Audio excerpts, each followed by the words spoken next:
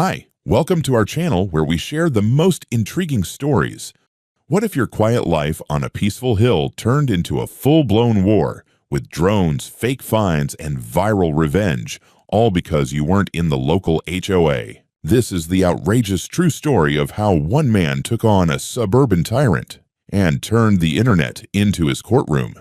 There's a kind of silence you only find on a hill at 7 in the morning. Not the absence of sound, but the right kind of sound. Distant wind, bird song, the groan of old wood under my feet as I step out onto the porch with a mug of black coffee in hand. The city lies below, still stretching its limbs. From here, it looks like a snow globe someone forgot to shake. Still, orderly, harmless. My name is Daniel Cole. I'm 46 years old, work remotely as a systems analyst, and live in a 2-story house my father built with his own hands back in the 70s. The place is old, sure, it creaks when it shouldn't and leaks when it rains. But it's mine. Solid. Real. It sits right outside the boundary of a modern development called High Pines, a neatly trimmed jungle of beige vinyl siding and recycled smiles. A manufactured community with manufactured rules. I've got nothing to do with it. Never did. According to every official document, my land predates their first blueprint by decades, and yet somehow,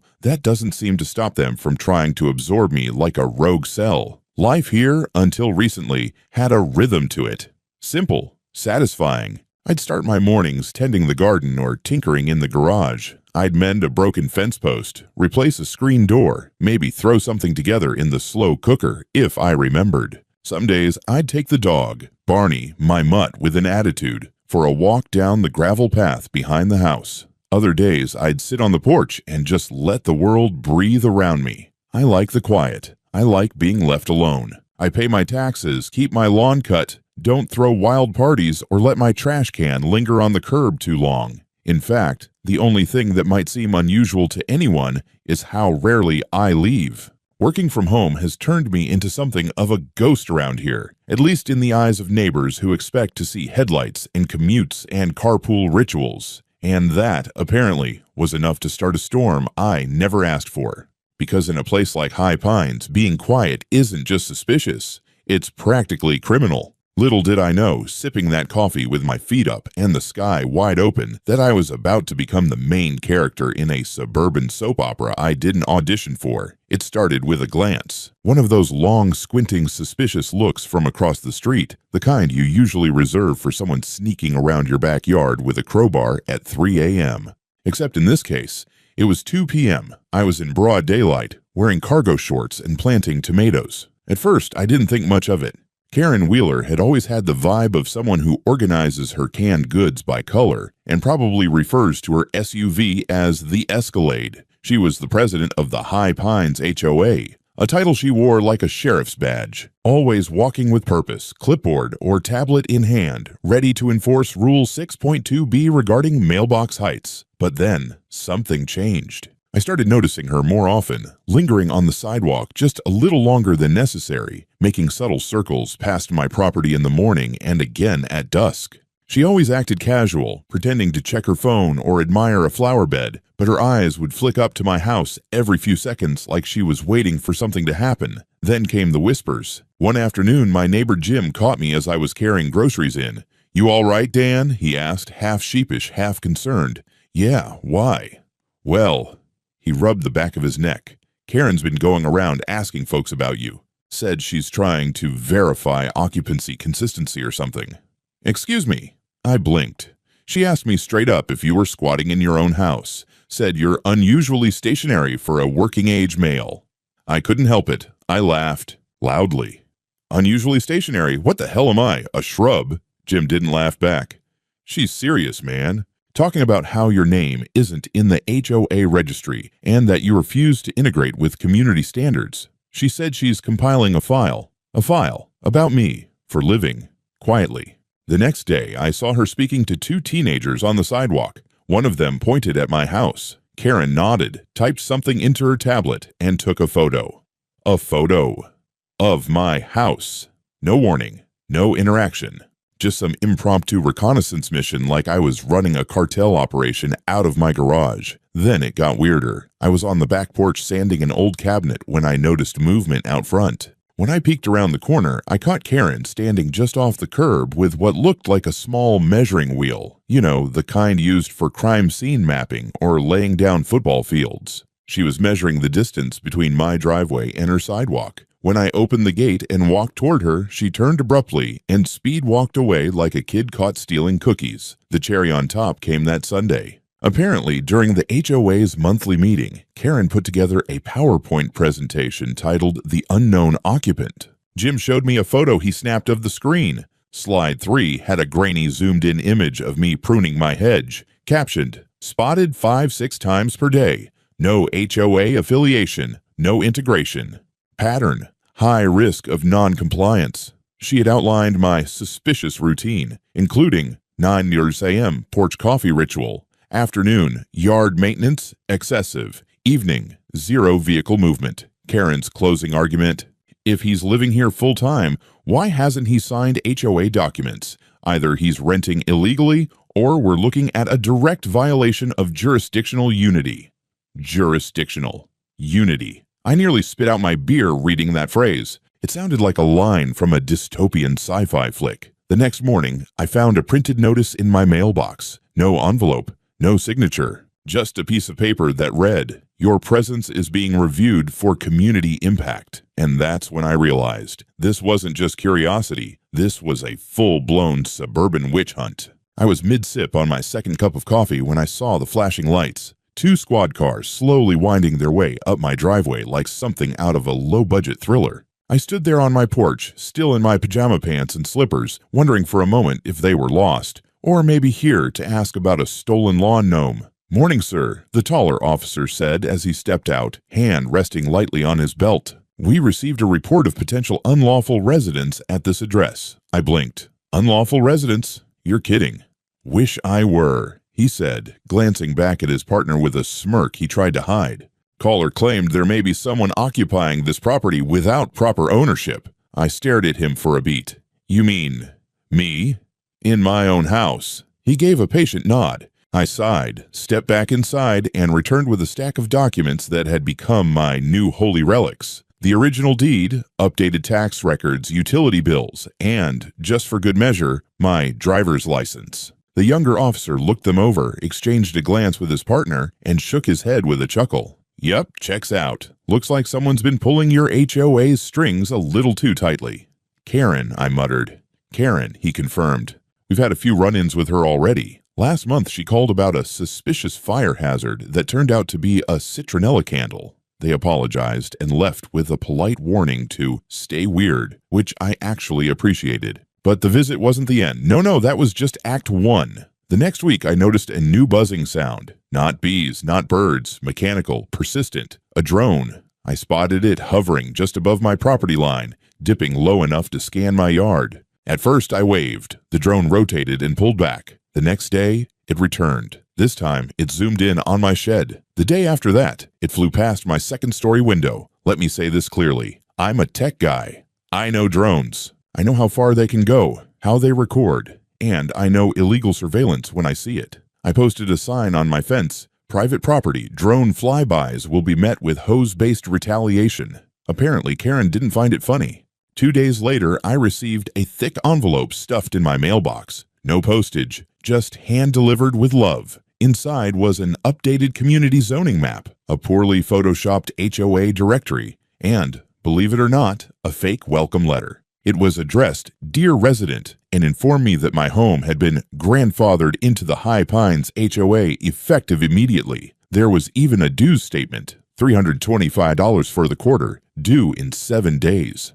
They'd gone so far as to staple on a membership certificate with a gold foil sticker that looked like it had been peeled off a wine bottle. I scanned it, laughed, then forwarded everything to my lawyer. That night, I sat in my kitchen flipping through the absurdity when the drone returned. This time, it had a message banner hanging beneath it. "Welcome to High Pines. Compliance is community." I sprayed it with my garden hose. I'd like to say I took the high road, that I turned the other cheek. But the truth is, once you get a fake welcome letter stapled to a wine label sticker and a drone tells you to comply, something inside you snaps. So I lawyered up. Michelle Green, real estate attorney, local legend, The kind of woman who wears heels sharp enough to open envelopes and a voice that could cross-examine thunder. I found her after reading a review that said, "She made my HOA president cry in mediation. 11:10. We met for coffee. I showed her the fake documents. She laughed exactly once, then spent the next hour drafting a cease and desist so cold it could have frozen Karen's lavender bushes solid. Within 48 hours, Karen received formal notice that she and the HOA were being reported for harassment, defamation, and attempted extortion. A complaint was filed with the county zoning board detailing false claims of jurisdiction. And most satisfyingly, a petition was submitted to legally register my property as HOA exempt, with the county clerk attaching a personal note. For God's sake, leave this man alone. Karen, of course, did not take it well. The very next day, she plastered the neighborhood with flyers, actual flyers, printed in color, laminated, titled, "Community Watch Alert Illegal Occupant. Warning, house on hill, does not follow HOA rules, may lower property values. Stay vigilant." The flyer had a grainy black and white photo of me walking my dog in a hoodie, like I was the Unabomber. It even included my street address, circled in red. I looked like a suspect from Dateline NBCU. That was the last straw. I made a video. Nothing dramatic, just me, standing in my yard, calmly explaining what had been going on. I held up the fake HOA map, the certificate, the drone footage, even the laminated flyer. I titled the video, "When Your HOA Tries to Annex Your House Like It's 1942, and I uploaded it to YouTube and TikTok. By the next morning, the video had 87,000 views. By lunchtime, over 300,000. By dinner, someone sent me a link to a Reddit thread called Karen versus the Hill Man. I was trending. My mailbox overflowed with gnome figurines and "You got this, Daniel" notes from strangers. But Karen wasn't done. That evening, as if this were all just a game of HOA chicken, she held a special emergency meeting on the community green. A fold-out table, microphone, handouts. I watched from my porch with binoculars, sipping a beer and eating popcorn. Her PowerPoint was titled, "Defending the Neighborhood, Why Standards Matter." Slide 2 was just a big picture of my house. Slide 3 had my Wi-Fi network name, which apparently she'd picked up during a neighborhood scan. It's definitely not an HOA. I regret nothing. Then she made her boldest move yet. She unveiled a petition demanding that the HOA file suit against me for encroachment, non-compliance, and destabilization of neighborhood morale. There were maybe 11 signatures. 3 of them misspelled their own names. At that point, I walked down to the green and approached the group. I wasn't angry. I was calm, cold even. I introduced myself, nodded to a few stunned neighbors, and said clearly, "I don't live in your neighborhood. I live on my land. I don't answer to your rules, and I never will. And if this continues, I'll make sure your HOA learns that the hard way. In court." Then I turned to Karen and added, "Tell your drone to stay off my porch. I'm not responsible for what my hose does next time." Dead silence. One person clapped. I think it was Jim. I figured after the showdown on the community green, things might cool off. Maybe Karen would realize she'd picked the wrong battle. Maybe she'd take up gardening or candle making or witchcraft, anything but HOA warfare. But no, she escalated. First came the bribe. One morning I found a white envelope slid under my garage door. No stamp, no name, just a neat little note inside. "We believe in harmonious community living. Let's resolve this with understanding and mutual benefit. Enclosed, $500 goodwill gesture in exchange for compliance." Tucked inside, 5 crisp $100 bills. It was such a bizarre mix of creepy and corporate, I actually laughed out loud. I pinned the note on my fridge under a magnet that says, "Crime, but make it polite." Naturally, I made a copy, emailed it to Michelle, and returned the original to Karen's mailbox with my own note. "Thanks for the lunch money. Still not joining your cult." The next day, an inspector knocked on my door. He was wearing khakis and a polo shirt embroidered with Neighborhood Integrity Council, which sounded made up even before he opened his mouth. "Good afternoon, sir. We've had some reports of code violations on your property. Overgrown hedges, unsecured trash bins, non-standard paint tones." I stared at him. "Do you work for the county?" "No, sir. I'm with the HOA Adjacent Oversight Initiative."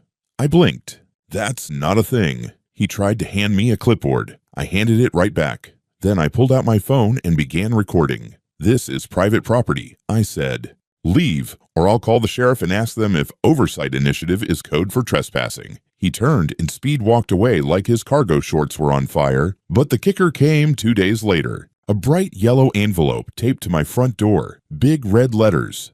"Final warning, code infraction penalty." Inside, a ticket. No, really. A faux citation with a barcode and a line that read, "You are hereby fined $750 for community disruption, refusal to comply, and excessive individuality." There was even a place to mail a check. To a P.O. box labeled Civic Harmony Department. That was new. I posted a photo of the ticket on my channel with the caption, "Apparently being myself now comes with a cover charge." The internet lost it. I got stitched by a lawyer on TikTok who called it the most creatively illegal attempt at extortion I've ever seen. Local news outlets reached out.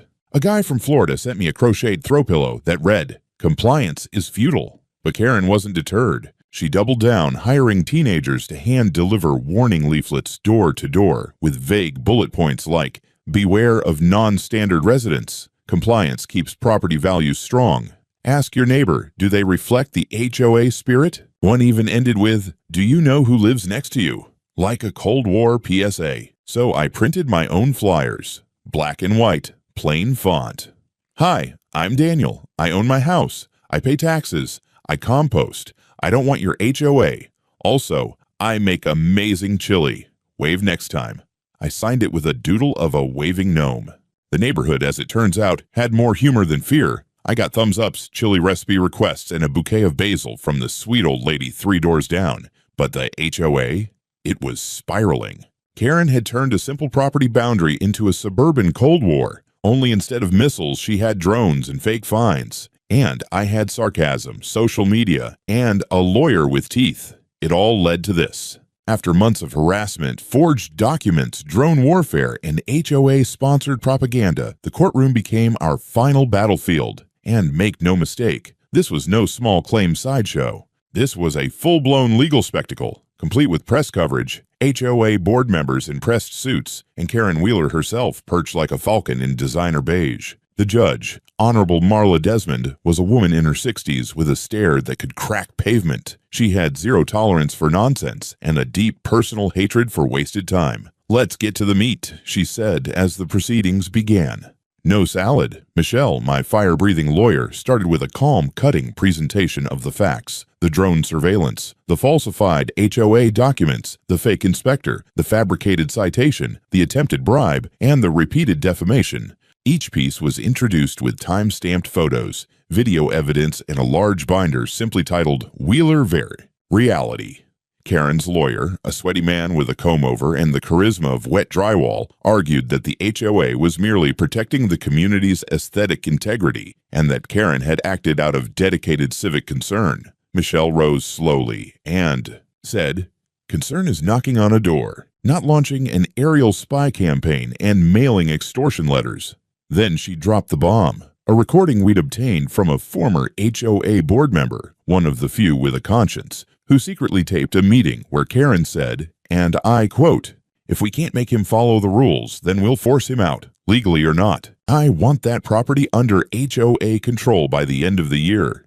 The courtroom fell silent. Even Karen's own lawyer blinked at her like she'd just confessed to burning down a church. Karen's face turned the color of bad yogurt. She tried to speak, tried to smile, but the corners of her mouth just twitched helplessly. Her clipboard, previously a symbol of dominion, now shook in her lap like it was embarrassed to be seen with her. The judge leaned forward.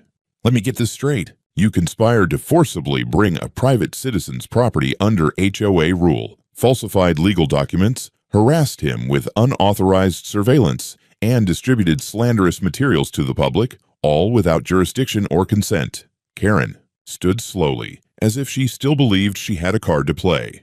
"Your Honor, we were simply trying to preserve the integrity of High Pines. He didn't fit our expectations of community cooperation. His behavior, the judge cut in, voice low and deadly. "He mowed his lawn and minded his business.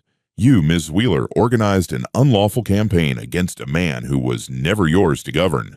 The gavel didn't slam, it exploded. I find the HOA of High Pines guilty of civil harassment, defamation, abuse of process, and attempted extortion. Mr. Cole is awarded $120,000 in damages, including punitive fines. She turned her steel gray eyes to Karen. Ms. Wheeler, I am referring your actions for criminal investigation. You are hereby barred from serving on any HOA board for life. You will complete 200 hours of community service, and you will personally issue a written public apology to be posted on the official HOA Bulletin website and, yes, Facebook group. You are dismissed.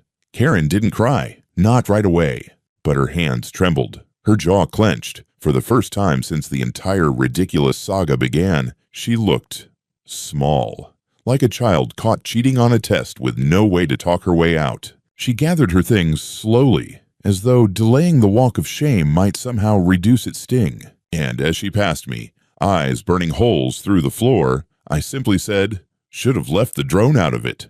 The crowd, yes, there was a crowd, laughed. Even the court reporter smirked. Karen didn't look back. It's funny how quiet the hill feels now. Not just the peaceful kind of quiet I always cherished, but a satisfied quiet.